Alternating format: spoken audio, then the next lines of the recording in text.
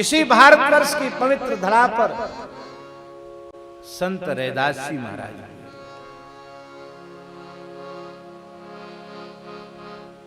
हम आपसे पूछते हैं,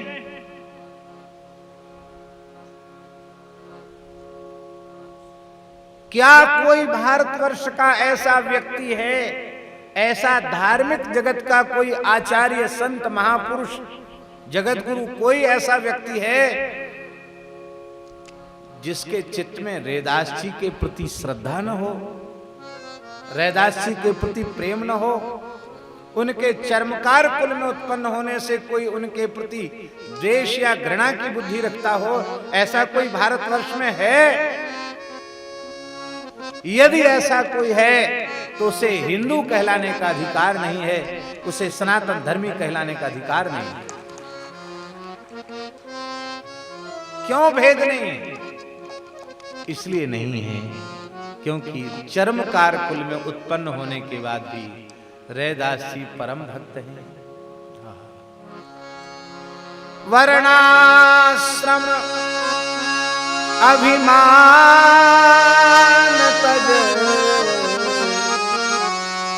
पद रज बंद नहीं जा,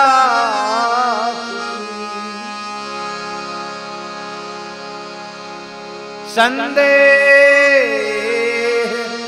ग्रंथि खंडन निपुण, वाणी विमल रैदास की। संदेह ग्रंथि खंडन निपुण, वाणी विमल रैदास। वो रैदास जी महाराज जिन रैदास जी के प्रभाव को उस काल में काशी नरेश ने भी स्वीकार किया।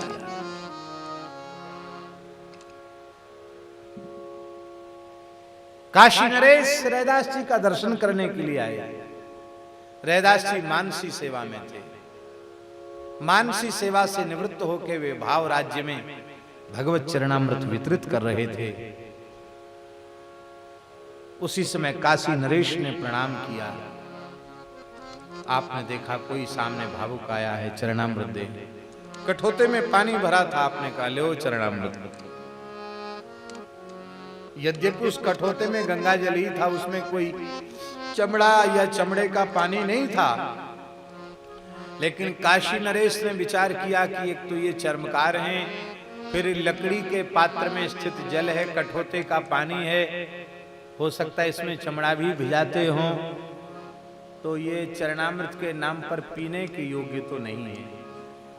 तो पिया तो नहीं महाराज ने, उस हाथ को ऐसे कर दिया, ऐसे नाटक करते ना पीने का, तो पिया ने ऐसे नाटक किया, पिया नहीं, और उसको अपने कोट में ही ढुरका लिया, कोट में ही गिरा लिया। सफेद कोट पहन करके महाराज साहब गए थे, उसमें केसर जैसा पीला पीला दाग आ गया। आश्चर्य की बात है, सफेद पानी में केसर का दाग कैसे? वो तो चरणामृत था। तो मन ने कहा कि निश्चित हमको दिखाई नहीं पड़ा ठीक से, सवेरे का समय था, उसमें चमड़ा होगा इसलिए पानी का कलर कुछ बदला हुआ है। अरे अच्छा हुआ नहीं पिया। राजकीय जो राजा साहब के वस्त्रों को धोने वाला जो राजकीय धोबी था, उसको आपने कहा ले इसको धो, तो इतना सा दाग है, इसको तुम्हें छुटा दूंगा। तो गया धोबी और उसने एकांत में महाराज दांत से ही छुटाया। उसने जैसे ही उस चरणामृत के सूक्ष्म अंश का उसकी जिह्वा को स्पर्श हुआ, उसको दिव्य ज्ञान हो गया, उसको सारी सृष्टि में राम जी का दर्शन होने लग गया, नाचने लग गया। धोबी नाई बोले महाराज क्या कर दिया आपने, हमारा पति तो कीर्तन करता, नाचता है, रोता है, गाता है, कभी हंसता है, उसको तुम मुझ में भी भगवान दिखाई पड़ते, सब में भगवान दिखाई पड़ते। महाराज ने धोबी को बुलाया, बोले महाराज इस समय मुझे रघुनाथ जी को छोड़ के दूसरा कुछ नहीं दिखाई पड़ा। अरे मैं चूक गया, संत रैदास की कृपा से। राजा साहब फिर गए, महाराज चरणामृत दीजिए। रैदास जी ने मुस्कुरा कर कहा, मैं चर्मकार हूं, ये कठोते का पानी है, आपके योग्य नहीं है, आप इसको लेने के अधिकारी नहीं। वो संत रैदास जिनका दर्शन करने नाथ संप्रदाय के समर्थ सिद्ध योगी आचार्य श्री गुरु गोरखनाथ जी भी आया करते थे। एक बार गोरखनाथ जी ने भी कहा, रैदास जी प्यासा हूं, जल पिलाओ। रैदास जी उस समय भी भाव राज्य में थे, उनके कठोते में जल भरा हुआ था। उनका लो महाराज, जल तो नहीं चरणामृत है, पीजिए। आपने अपने खप्पर में उसे भर तो लिया, लेकिन पिया नहीं। उस खप्पर को लेकर कबीरदास जी के यहां चले गए। सत्संग होने लग गया। कबीर जी की मानस पुत्री थी कमाली। कबीरदास जी के संबंध में कुछ भ्रांतियां हैं, उनको हम थोड़ा मिटा दें। कबीरदास जी को लोग कहते हैं कि वो उनके एक लड़का था, एक लड़की थी। सच्ची बात यह है, कबीरदास जी ऊर्ध्वरेता बाल ब्रह्मचारी थे। विवाह अवश्य हुआ था कबीरदास जी का। कबीरदास जी की गृहिणी का नाम था लोई, लेकिन वे गृहस्थ होते हुए भी महान ब्रह्मचारी थे। अपने संपूर्ण जीवन में उन्होंने सकाम भाव से नारी का स्पर्श नहीं किया। वे इस भारतवर्ष के महान संत, जिनका कहना है जहां जलाई सुंदरी,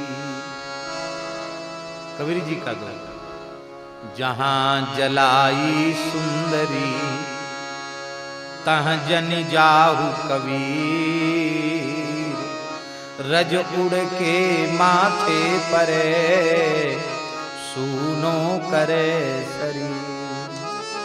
ऐसा वैराग्यवान महापुरुष एक मृत बालक को जीवित कर दिया। उसमें बादशाह ने इस घटना को देखा तो कहा, कमाल है भाई कमाल। उस बच्चे का नाम कबीरदास जी ने कमाल रख दिया। ऐसी एक गंगा में बहा दी गई थी मृत कन्या, उसे आपने जीवित कर दिया, उसका नाम कमाली हो गया। उनके कोई औरस पुत्र पुत्री नहीं थे।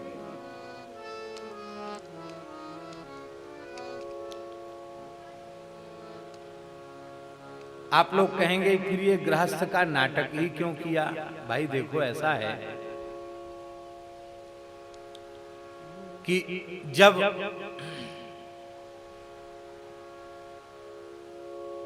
हम किसी वर्ग विशेष का सुधार जब हम करना चाहते हैं, किसी भी वर्ग का, किसी भी समाज का, तो उससे पृथक होकर उसका सुधार नहीं किया जा सकता। उसमें रहकर, उसमें घुल मिलकर उसका सुधार किया जा सकता है। कबीर यदि किसी अलग मठ में विरक्त साधु सन्यासी की रहनी से रहते होते तो सुधार संभव नहीं था। इसलिए घर में रहकर, एक गृहस्थ के परिवेश में रहकर के उन्होंने जो समाज सुधार का काम किया, जो सबके भीतर भक्ति के संस्कार, ज्ञान वैराग्य के संस्कारों को का सृजन करने का जो कार्य किया, वो समाज से दूर रहकर संभव नहीं था। इसलिए कबीरदास जी महान विरक्त होते हुए भी गृहस्थ परिवेश में रहे।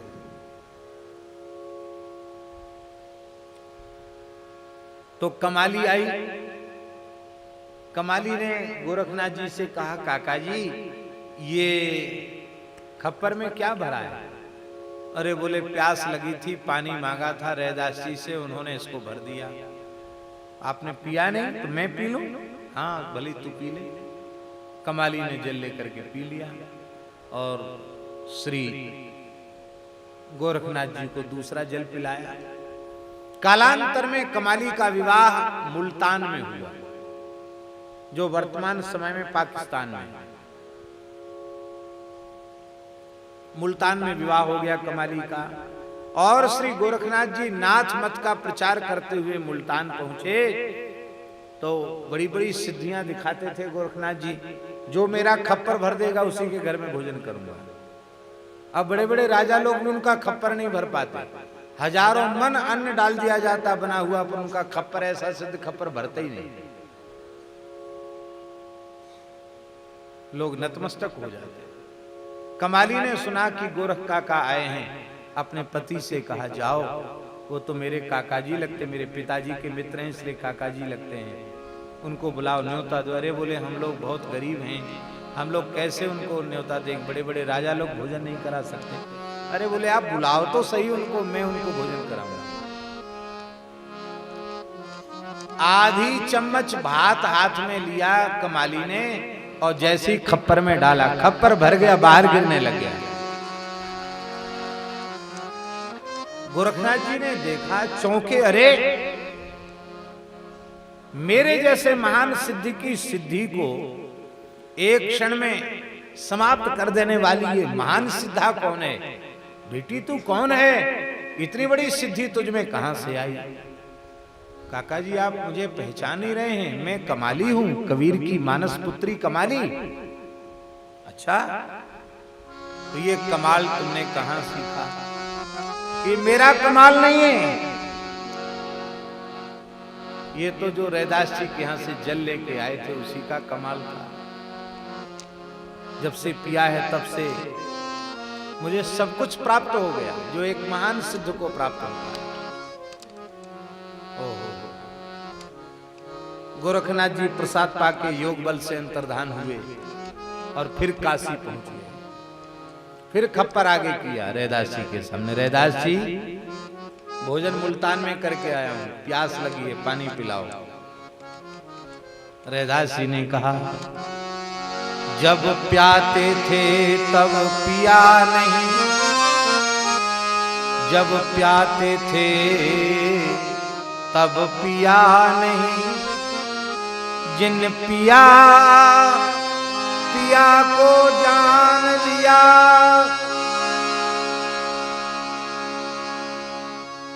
जब प्याते थे तब पिया नहीं, जिन पिया पिया को जान लिया, भूला जोगी फिरे दीवाना, वह पानी मुल्तान गया। जब पिलाते थे तब नहीं पिया, और जिसने पिया उसने प्रीतम को जान लिया। अरे योगी राज, इस भूल में कहां घूम रहे? वो पानी अब यहां नहीं, वो तो मुल्तान चला, वो तो कभी कभी प्रकट होता है, वैसा पानी हमेशा थोड़ी आता।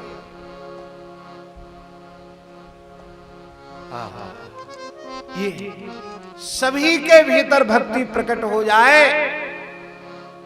तो ये पारस्परिक द्वेष, घृणा और भेद का जो व्यवहार है वो समाप्त हो जाएगा, सबके भीतर प्रेम हो जाएगा, सबके भीतर सौहार्द हो जाएगा।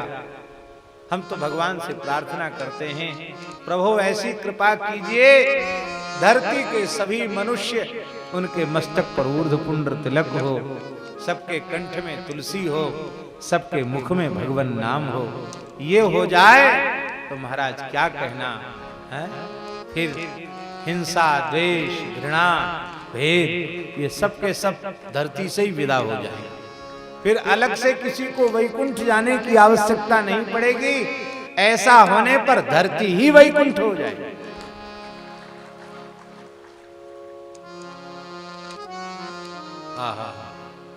मैं अपनो मन हरिसों जोर्यो, हरिसों जोरी सवन सो तोर्यो, सभी प्रहर तुम्हारी आशा, मन क्रम वचन कहत रैदास। भाई वर्ण धर्म, आश्रम धर्म नित्य सिद्ध अनादि अपौरुषेय वेदों के द्वारा प्रतिष्ठापित है। वो अपने मूल स्वरूप में सुरक्षित रहने ही चाहिए, लेकिन वे अपने मूल रूप में सुरक्षित भी रहे आवें और समाज प्रेम के एक सूत्र में बंधा रहे। द्वेष और घृणा का व्यवहार किसी प्राणी के द्वारा किसी प्राणी के प्रति न हो, ये कैसे संभव है? इसका एक ही उपाय है, सभी जीव भगवत शरणागत हो जाएं, सभी जीव भगवान के भक्त हो जाएं, सभी जीव भक्तमाल की कथा से जुड़ जाएं, फिर उनमें